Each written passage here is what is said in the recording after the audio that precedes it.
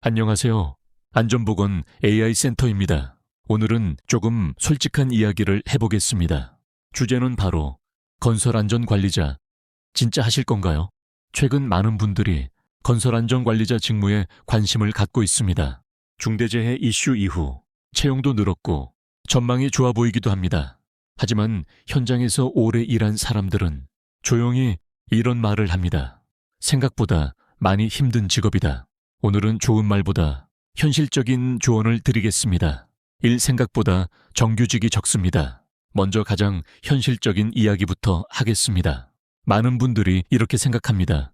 안전관리자는 앞으로 계속 필요하니까 안정적이겠지.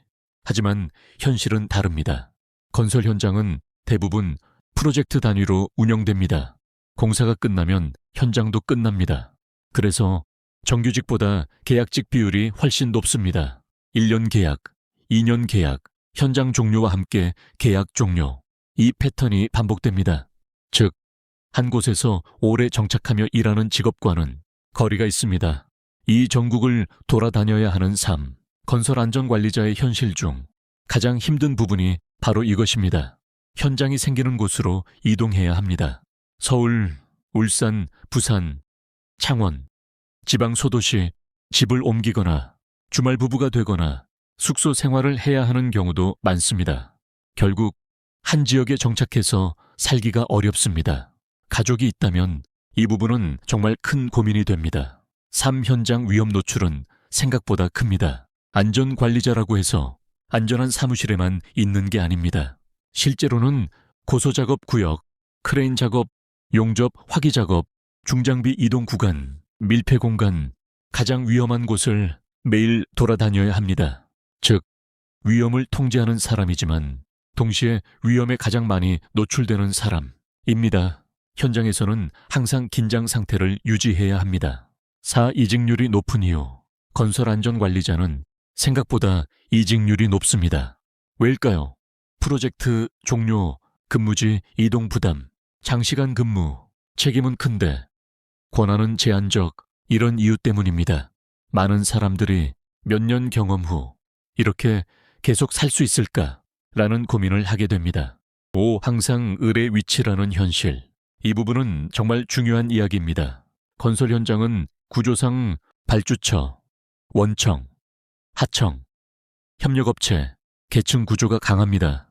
그리고 안전관리자는 대부분 발주처 요구, 플러스 공사 일정, 플러스 원가 절감 사이에서 압박을 받습니다. 이론적으로는 안전이 우선이지만 현실에서는 공기 맞춰야죠. 공사 늦어지면 안 됩니다. 라는 분위기가 존재합니다. 즉, 안전을 책임지지만 결정권은 제한적인 경우가 많습니다. 그래서 많은 전문가들이 말합니다. 건설 안전은 젊을 때 경험은 좋지만 평생 직업으로는 고민이 필요하다. 왜냐하면 체력 소모 크고 이동 많고 스트레스 강하기 때문입니다. 더 안정적인 선택.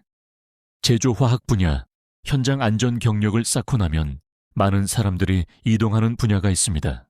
바로 제조업 화학 플랜트입니다. 왜 안정적일까요? 정규직 비율 높음, 한 지역 장기 근무 가능, 시스템화된 안전관리, 반복 공정으로 예측 가능, 즉 생활 안정성이 훨씬 높습니다.